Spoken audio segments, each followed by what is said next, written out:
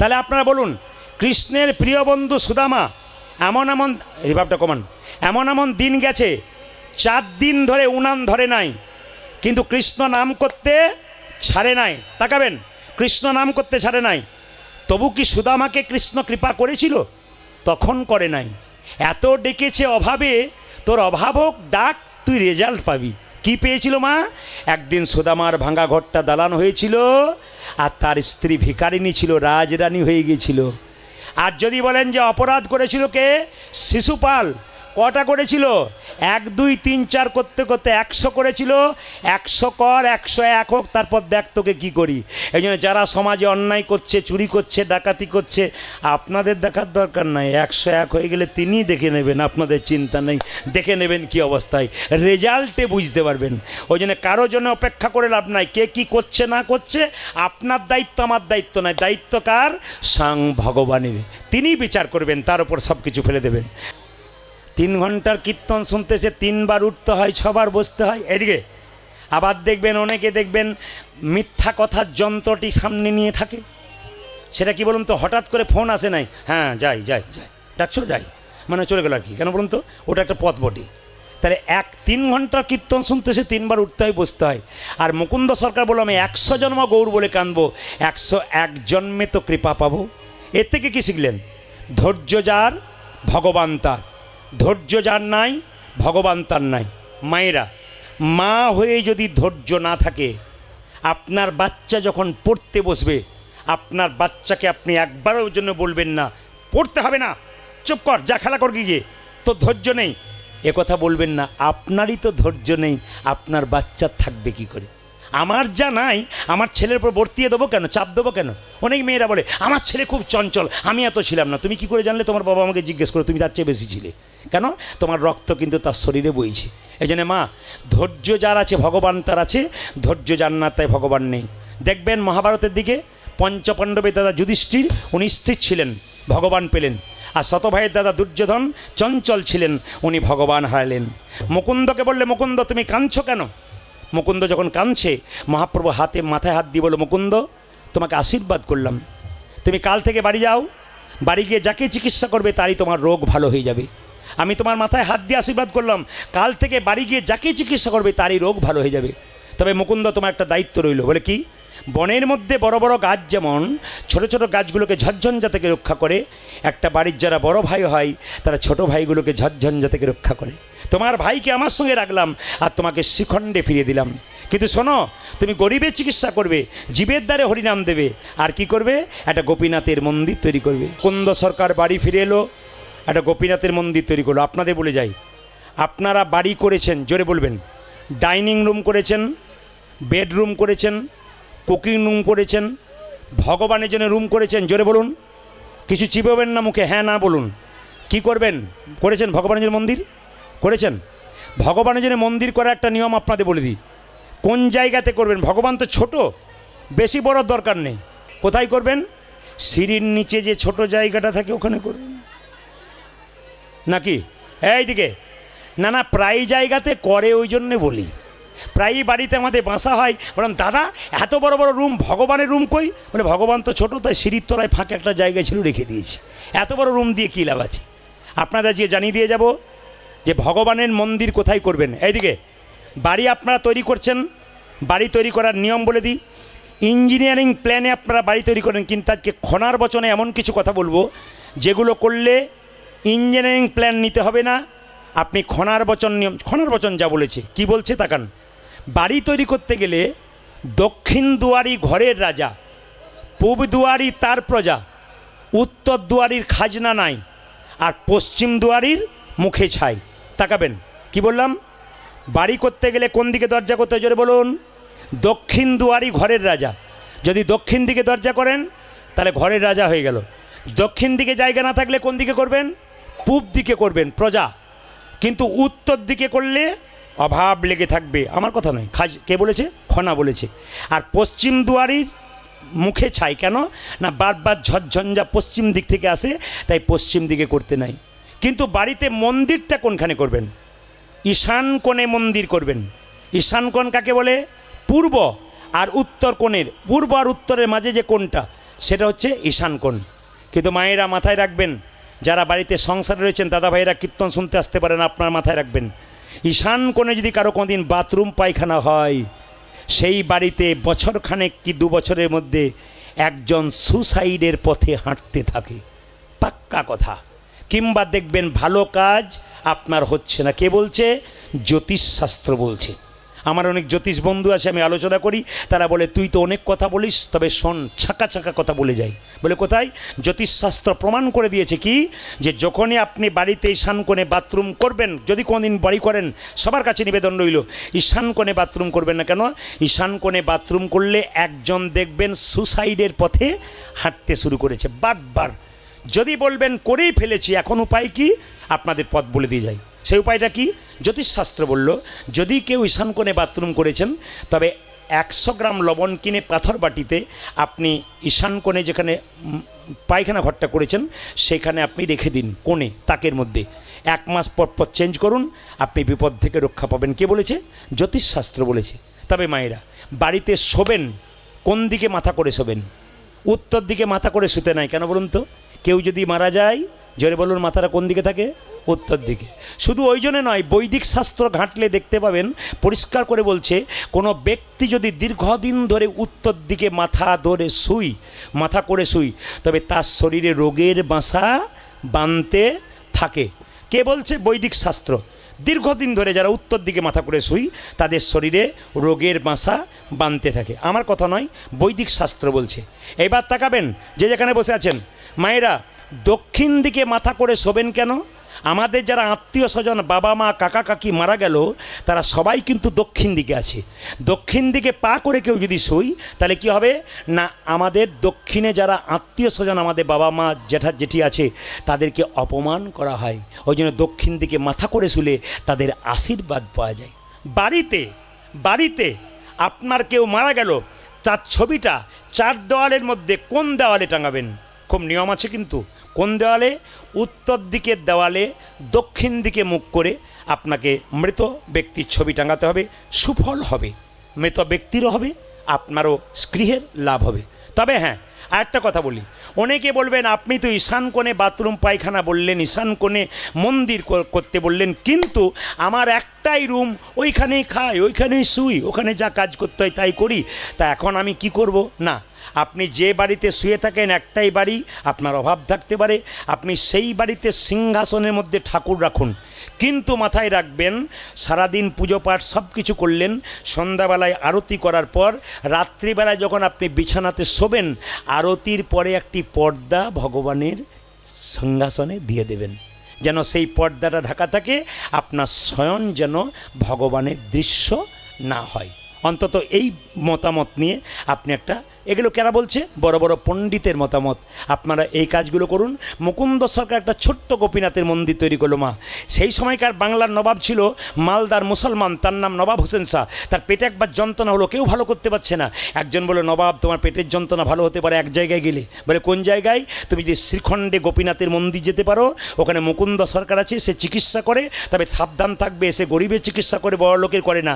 নবাব বলে, তাহলে আমাকে তো করবে না, আমি তো নবাব। বলছে না, তুমি ফকির সেজে যাও, তোমাকে যেন চিনতে না পারে। এত বড় বাংলার নবাব ফকির সেজে এলো কোথায় মা? শ্রীখণ্ডে। জিজ্ঞেস করছে, এই যে গোপীনাথ মুকুন্দ সরকারের বাড়ি কোনটা? একজন বলো, ওই যে গো, অনেক লোক লাইন দিয়ে দাঁড়িয়ে আছে, ওটা মুকুন্দ সরকারের বাড়ি। একজন বলো, না না, শুধু তাই নয়, দেখবে কীর্তন গান হচ্ছে, ওটা মুকুন্দ সরকারের বাড়ি।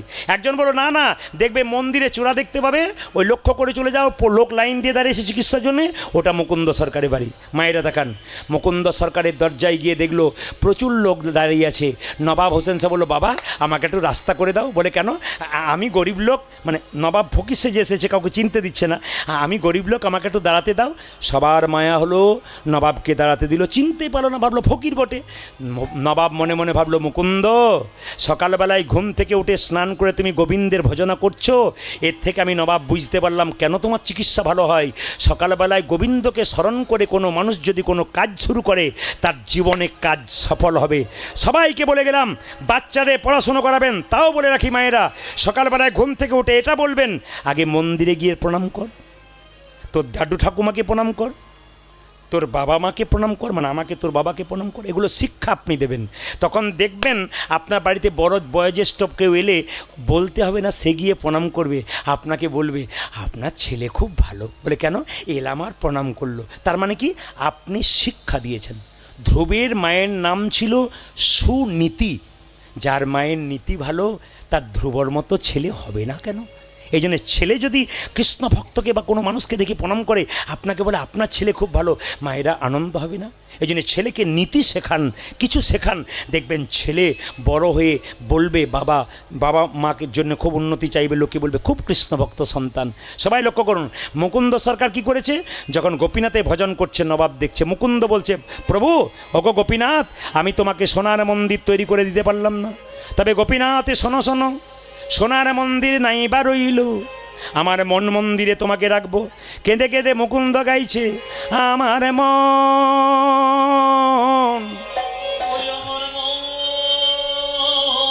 আমার মন মন তুমি মদন দাঁড়াবে গো আসি ডাকিয়া, উলধ্বনি মন মদন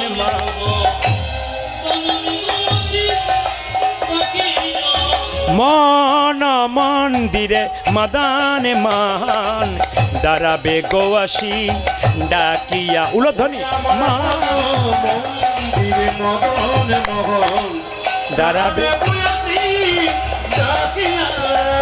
কাঁদিয়া কাঁদিয়া তব নাম লইয়া, কাঁদিয়া কাঁদিয়া কাঁদিয়া তব নাম লইয়া,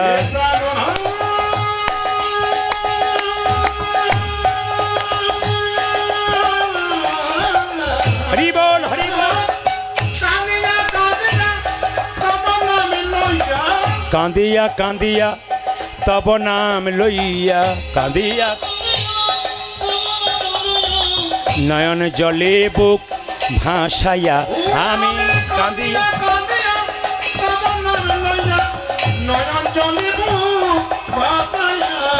মন মন্দিরে মদন মোহন দাঁড়াবে গো আসি ডাকিয়া, আমার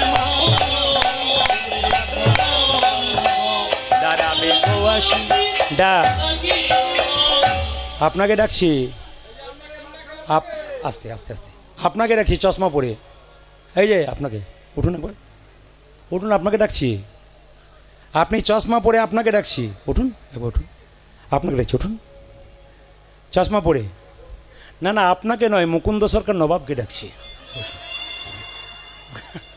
মানে অনেক দূরে নবাব দাঁড়িয়ে আছে তো, নিয়ে এত বয়স হয়ে গেছে নবাবের, বসে পড়েছে, চশমা পরে বলছে, আপনাকে বলি নাই, তিনজন উঠতে চেষ্টা করেছিল, তো নবাব বলল, নবাব তো হুসেন শাহ ফকির সেজে এসছে, এই যে বাবা আমাকে ডাকলে, বলে হ্যাঁ হ্যাঁ কী হয়েছে তোমার, কী হয়েছে?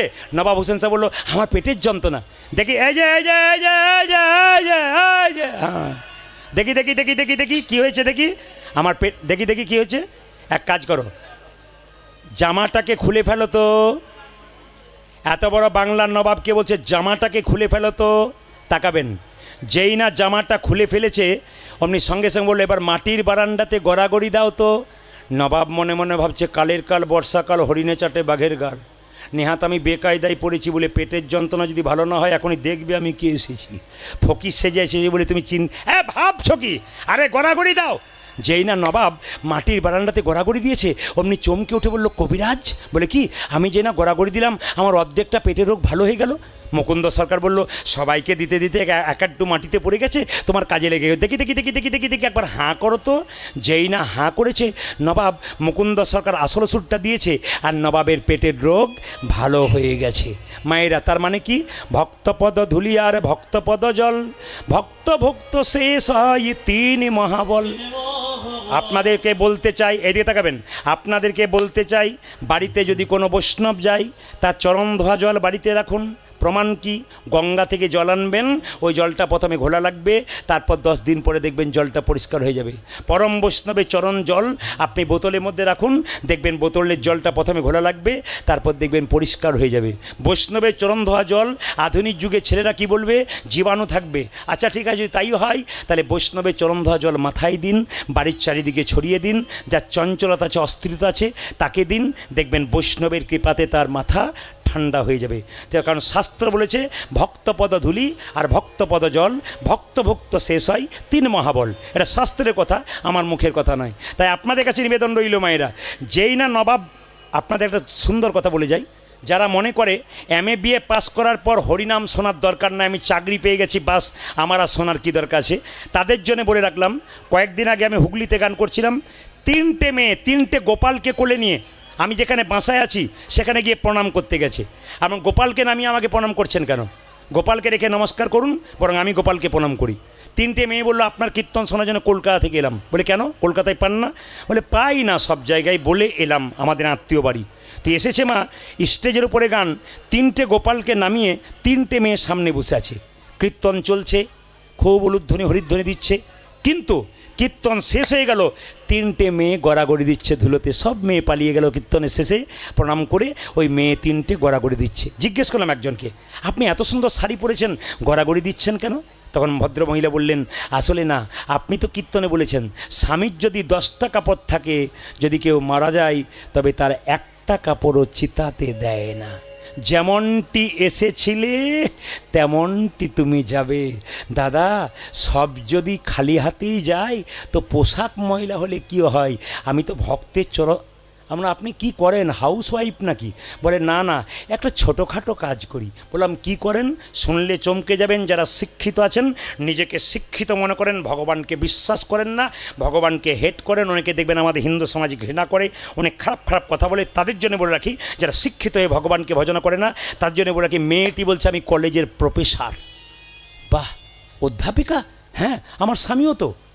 আপনি গোপাল নিয়ে এসছেন? বলে কেন আনবো না, অসুবিধে কী আছে? না না, আপনাকে দেখে আমার ভক্তি হচ্ছে। এখনকার এডুকেটেড মেয়ে ছেলেরা যারা হয় তারা তো ভগবান ভজনা অনেকেই করে না। উনি তখন বললেন, বিখ্যাত বিজ্ঞানী আইজাক নিউটন, এত বড় বিজ্ঞানী, ভগবান বিশ্বাস করতেন। উনি বললেন আইনস্টাইন, বিখ্যাত বিজ্ঞানী, জীবনে আমিষ খায় নাই, নিরামিষ খেয়েছে। উনি বললেন ভারতবর্ষের বিখ্যাত প্লেয়ার বিরাট কোহলি, এত ছয় মারছে, জীবনে কোনদিন আমিষ খায় নাই, নিরামিষ খেয়েছে, তার স্ত্রী অনুষ্কা, এবং সে ভারতবর্ষের যিনি ক্যাপ্টেন তিনি হলেন রোহিত শর্মা, জীবনে আমিষ খায় নাই, নিরামিষ খেয়েছে। এত সুন্দর সুন্দর উদাহরণ দিলেন। আমি বললাম শুনুন, যদি আপনি আমার চাইতে ছোট না হতেন, আপনার চরণে একটি প্রণাম করতাম। আপনি জগতের মেয়েদেরকে শিখিয়ে দিলেন, আপনি এত বড় একটা পোস্টে থেকে। না না, আমি তা শুধু নয়, আমার স্বামীও প্রফেসর। ভোর 4টের সময় ঘুম থেকে উঠি, মঙ্গল আরতি করি গোপালের, তারপর আমি স্নান টান করে মঙ্গল আরতি করি, তারপর আমি প্রসাদ তৈরি করি, ভগবানের চরণে তুলসীপত্র দিই, আমার ছেলেকে দিই, আমার স্বামীকে দিই, আমি দিই। উনি যায় এক কলেজে, আমি যাই এক কলেজে, আমার ছেলে যায় একটা কলেজে পড়াশুনো করতে। আমাদের জীবন দিব্যি ভালো আছে। আমি আপনাদের বলতে চাই, যারা কীর্তন শুনছেন, অনেককেই প্রশ্ন করা হবে, আপনি কি প্রসাদভোজী না মাংসভোজী? যদি প্রশ্ন করা আপনি প্রসাদভোজী না মাংসভোজী, তাহলে দেখবেন বেশিরভাগ উঠবে আমরা মাংসভোজী। আমি তাদেরকে বলবো, প্রসাদভোজী হন না, প্রতিদিন নয়, অন্তত সপ্তাহে একদিন। কোন দিন? সবাইকে বলে যাই, অন্তত বৃহস্পতিবার, গুরুবার এই প্রদীপ পালের কথাটা মাথায় রেখে অনেক কাজ করুন। আজকে শুধুমাত্র আপনাদের জেলায় জেলায় নয়, 18টা জেলায় আমি ঘুরে বেড়াই। প্রতিটি জেলায় আমার ভাগ করা আছে, এই 7 দিন এখানে, 7 দিন ওখানে, প্রত্যেকটি জেলায় জেলায়। আপনারা দেখলে চমকে যাবেন, ইউটিউবের মাধ্যমে যারা আমার ইউটিউব করে, ক্যামেরা করে, দেখতে পাবেন কাতারে কাতারে ভক্ত, গাড়ি ঘোড়া আসছে। লোক বোম্বের মতো জায়গাতে দেখতে পাচ্ছি 10,000 ভেতরে, 10,000 বাইরে দাঁড়িয়ে আছে। বোম্বের একজন ভদ্রলোক, ওনার মেয়ে থাকে, আমাকে বললেন এখনই বন্যা মেয়ে থাকে, তো 10,000 লোক ভেতরে, স্টেজের ভেতরে, 10,000 লোক বাইরে। হায়দ্রাবাদে যারা থাকে, এখানকার সোনার দোকান করে, তাকে দেখে নেবেন 35,000 লোক, বিরাট বড় স্টেডিয়াম, 35,000 লোক থই থই করছে। বলে কেন? আপনার শুনছি বলে চলে আসছি। একজন উৎপল শর্মা, আন্দামান নিকোবর দ্বীপপুঞ্জ, অন্য দেশ, সেখান থেকে আমাকে বলে আপনি আসুন, সমুদ্রের দ্বীপে দ্বীপে একটা করে গ্রাম আছে, মানে জায়গা আছে, সমুদ্রের দ্বীপে দ্বীপে সন্ধ্যাবেলায় কেউ টিভি চালায় না, আপনার কীর্তন শোনে। এখানে একটা সমস্যা আছে, ছেলেরা মেয়েকে বিয়ে করে, 2-4টা ছেলে হয় আর সঙ্গে সঙ্গে বিদায় দিয়ে দেয়। এটা আপনাকে এসে সমাধান করতে হবে, আমরা পারি না, কারণ আপনাকে এরা গুরু বলে মানে, এত ভক্তি এদের। তা আমি সেই জন্য মনে করি আপনাদের আশীর্বাদে, ভগবানের কৃপায় প্রত্যেকটি জেলায় জেলায় মানুষ এসে খালি বলে, দাদা পরিবর্তন হয়ে গেলাম, ছিলাম একরকম হয়ে গেলাম একরকম, পরীক্ষা করে দেখলাম সত্যি তো জীবন আমার পাল্টে গেল, দাদা ছিলাম এক হলাম এক। আপনাদেরকে বলবো, আপনারা যারা ছিলেন এক তারা হবেন এক, শুধু 1 মাস পরীক্ষা করে দেখুন। কি বৃহস্পতিবার দিন নিরামিষ হাঁড়ি করা আছে, জোরে বলুন হ্যাঁ না। তার মধ্যে আপনারা আতপ চাল কিনবেন, নিরামিষ হাঁড়ি করাতে আতপ চালে রান্না করে সবজি ডাল ভাজা করে তুলসী পত্র দিয়ে ভগবানের চরণে দেবেন। সেই প্রসাদ আপনাদের বাড়ির প্রত্যেকে থালা থালায় সেদিন দেবেন। ছেলে প্রশ্ন করবে, মা এটা কি দিচ্ছ? বাবা আজকে ভগবানের প্রসাদ দিচ্ছি। সারা মাস না খেতে পারেন, অন্তত সপ্তাহে একটা দিন করুন না। দেখুন লাইনে না দাঁড়ালে ডাক পাবেন কি করে? আগে স্কুলে ভর্তি হন, তবে তো আপনি উঁচু জায়গাতে যাবেন। আপনি স্কুলে ঢুকলেনই না, আপনি স্কুলের মর্ম কি জানবেন, শিক্ষার মর্ম কি জানবেন? ধর্মের লাইনে ঢুকলেন না, আপনি ধর্মের মান জানবেন কি করে? যে ঢুকতে পেরেছে, যে ডুবতে পেরেছে, সে জীবনে পরিবর্তন হয়ে গেছে। যে ডুবতে পারে নাই, শুনলো আর চলে গেল, যখন ঠকবে শরীরে কঠিন রোগ হয়ে যাবে। একবারে পরিষ্কার প্রমাণ, বাড়ির লোক আপনার কঠিন শরীরে রোগ হবে, বাড়ির লোক 10 দিন সেবা করবে, তারপর কি বলবে? এবার গেলেই বাঁচি। আপনি মরে যাবেন, ভাববেন সংসার চলবে না। প্রধানমন্ত্রী মারা গেলে কি দেশ অকাজও হয়ে যায়? আরেকজন মন্ত্রী হয়। আপনি চলে যাবেন, আপনার ছবিটা দেওয়ালের ওপরে টাঙানো থাকবে ফুলের মালা দিয়ে, সংসার দিব্যি চলছে, শুধু আপনি চলে যাবেন। কেউ কারো জন্যে সংসার অপেক্ষা করে না। আমি আপনাদের বলতে চাই, সংসারের কর্তব্য কর্ম করুন, আসল কর্তব্য কেউ ভুলবেন না। একাই এসেছেন, একাই যেতে হবে। কীর্তন শুনতে সে 2-4 জনকে ইশারা করে, চ তুই যে বললি 1 ঘন্টা বসবো, নিয়ে যাবো, চ। ওকে বলবেন যে আমি যখন মরবো তখন আমাকেও, আমিও তোকে ডাকবো, চ চ তুই যাবি তো? তখন যাবে না। আর দেখবেন কীর্তন শুনতেছে, চ হ্যাঁ যাই, চ হ্যাঁ যাই, দেখবেন না না এগুলো হয় আর কি। তো সবাই লক্ষ্য করুন, মায়েরা যে যেখানে বসে আছেন, মুকুন্দ সরকার যেই না আসল ওষুধ। আরেকটা মেয়েকে জিজ্ঞেস করলাম, তুমি কি করো? মেয়েটি বলছে আমি দাঁতের ডাক্তার। বাহ, আচ্ছা। একটা মেয়েকে জিজ্ঞেস করলাম, তুমি কি করো? যে গোপাল নিয়ে আসছে 18 বছর বয়স, ও বলছে আমি বিউটি পার্লারে কাজ করি। আমিও তো করি। প্রদীপবাবু আপনি কি করে করেন? আপনি তো কীর্তন করেন। আমরা কীর্তন করতে করতে বিউটি পার্লারে কাজ করি। বলে বুঝলাম না। বলছে তুমি তো মেয়েদের বাইরেটা পরিষ্কার করো, সুন্দর করো বিউটি পার্লারের কাজ করে, আর আমি বিউটি পার্লারের কাজ করে ভক্তের হৃদয় মন্দিরটাকে সুন্দর করার চেষ্টা করি। মুকুন্দ সরকারের যখন রোগ ভালো হয়ে গেল, নবাবে যখন রোগ ভালো হয়ে গেল, চিৎকার করে বলল, মুকুন্দ কে, কার এত বড় সাহস যে আমার নাম ধরে রাখলে? আমি সারা বাংলার নবাব হোসেন শাহ। এ কি নবাব আপনি? হ্যাঁ, তোমাকে পরীক্ষা করতে এসেছিলাম, তুমি কত বড় কবিরাজ। ওগো মুকুন্দ, তোমাকে নিয়ে যাব মালদাতে গৌড়ে। আমি মুসলমান হতে পারি, নবাব হতে পারি। আমার গৌড়ে গিয়ে তোমাকে একটা গোপীনাথের মন্দির তৈরি করে দেবো, জীবের দ্বারে হরিনাম দেবে, গরিবের চিকিৎসা করবে। মায়েরা, মুকুন্দ সরকার মহাপ্রভু মন্দিরে বলল, প্রভু বলে দা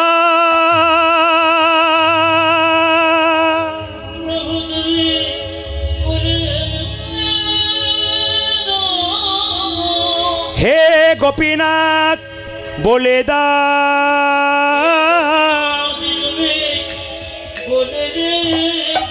গোপীনাথ আমি মুসলমানের বাড়ি যাব কি করে?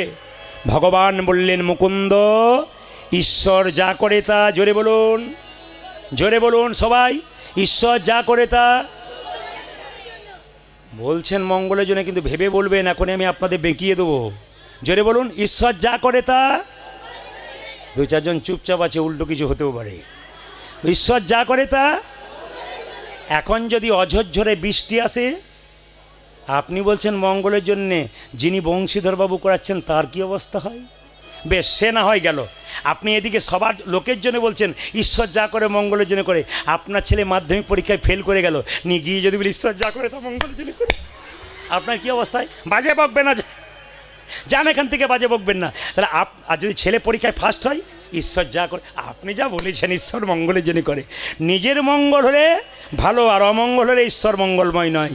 মায়েরা, মুকুন্দ সরকারকে নবাব নিয়ে গেল, একটা গোপীনাথের মন্দির তৈরি করে দিল। ভালো করে লক্ষ্য করবেন, নবাব দাঁড়িয়ে আছে, তাকে একটা মেয়ে তাল পাতার পাখায় পাখা হাওয়া করছে, তার মধ্যে ময়ূরের পালক। এই কথাটা মনে রাখবেন, মুকুন্দ গাইছে আর নবাবকে একজন মেয়ে হাওয়া করছে। গোপীনাথের মন্দিরে গাইছে, সবাই মাথায় কাপড় নিয়ে একটু উলুধ্বনি দেবে। তাই লক্ষ্য করুন মায়েরা, মুকুন্দ সরকার, নরহরি সরকার যখন চুপচাপ দাঁড়িয়ে আছে, মহাপ্রভু শিবাসকে বলছে, শোনো, দু ভাই আমাকে দেখতে এসছে, আমার আশীর্বাদ নিতে এসছে, চলো আমরা একবার সুরধ্বনি তীর দিয়ে কীর্তন করতে করতে চলে যাই, ওরা দুজন আমাকে দর্শন করুক। মহাপ্রভু চলে যাচ্ছে শিবাসকে নিয়ে কীর্তন গাইতে গাইতে, আর মুকুন্দা নরহরি দেখছে। দেখুন কিভাবে, সুরধ্বনি তীরে তেরা মহাবিলাসয়ে সমবায় বালক সঙ্গে এ হ্যাঁ হ্যাঁ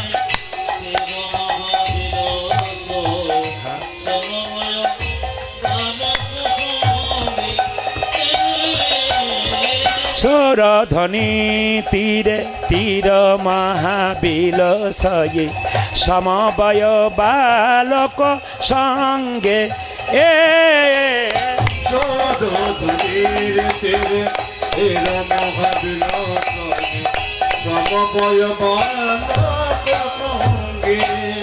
করে করতালি ধ্বনিত হরি ধ্বনি করে কর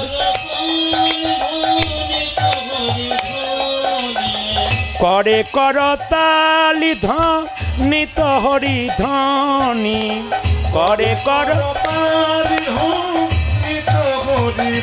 মায়েরা, যার যেমন ভাব তার তোমার লাভ। ছোট ভাই বলছে, দাদা ওই তো আমার গোড়া নাচে, ওই তো আমার গোড়া নাচে, হ্যাঁ আমি দণ্ড বাহু তুলে, ওই তো আমার গোড়া নাচে। মায়েরা, ছোট ভাই বলছে, দাদা আমি দেখছি গোড়া নাচছে। বড় ভাই বলছে, না না আমি দেখছি ওই তো গোড়াই নাচে, ওই তো গোড়াই নাচে, অন্তরে যার শ্যামে নাচে, বাইরে ও গোড়াই নাচে,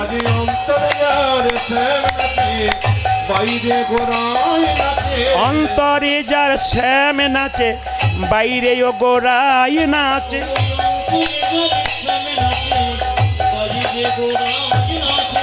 সুরধ্বনি তীরে তীর মহাবিলাসয়ে সমবায় বালক সঙ্গে এ উলধ্বনি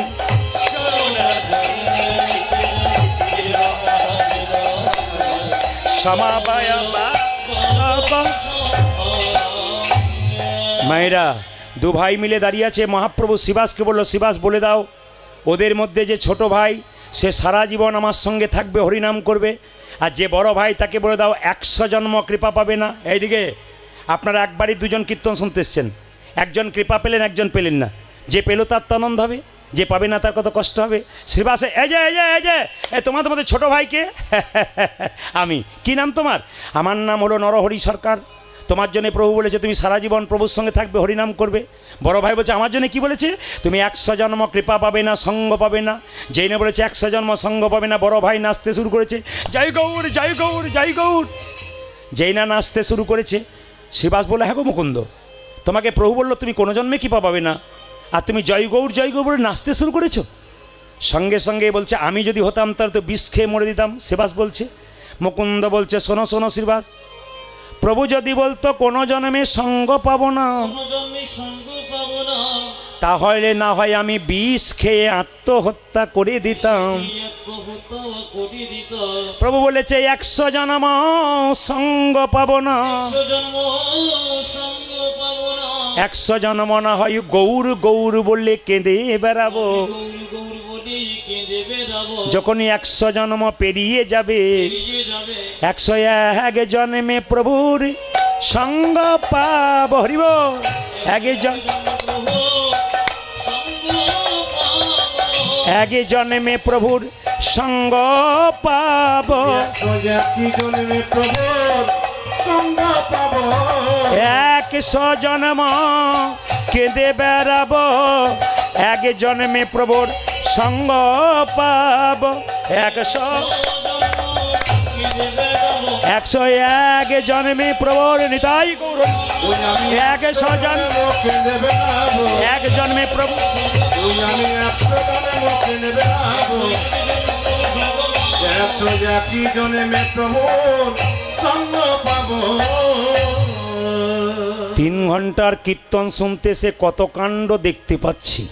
ও মুকুন্দ, দেরি করো না, ফিরে যা, ফিরে যা, শিখণ্ডে ফিরে যা, যা ফিরে, শিখণ্ডে ফিরে যা, ফিরে যা, শিখণ্ডে ফিরে যা। আজ ফিরে যাও, ফিরে যাও, শিখণ্ডে ফিরে যাও। দারে দারে গিয়া চরণে ধরিয়া, দারে দারে দারে গিয়া চরণে ধরিয়া, দারে দারে গিয়া চরণে ধরিয়া, হরির নাম বিলাও। দারে দারে গিয়া চরণে হরির নাম ফিরে যাও, ফিরে যাও, শিখণ্ডে ফিরে যাও, ফিরে যাও, ফিরে যাও, শিখণ্ডে ফিরে যাও। মহাপ্রভুর আজ্ঞা পাইয়া মুকুন্দ চলিলা, মুকুন্দ চলিলা, আজ্ঞা মুকুন্দ।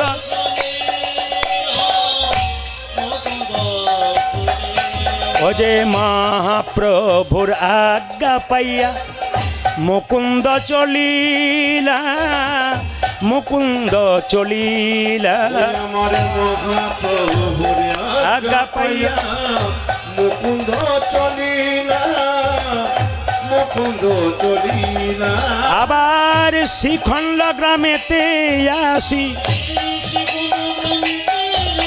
শ্রীখণ্ড গ্রামেতে আসি, শ্রীখণ্ড গ্রামেতে আসি, উপনীত হইলা, উপনীত হইলা, শিখণ্ড উপনীত হইলা, উপনীত। বল বল হরি বল, বল বল বল বল হরি বল, বল বল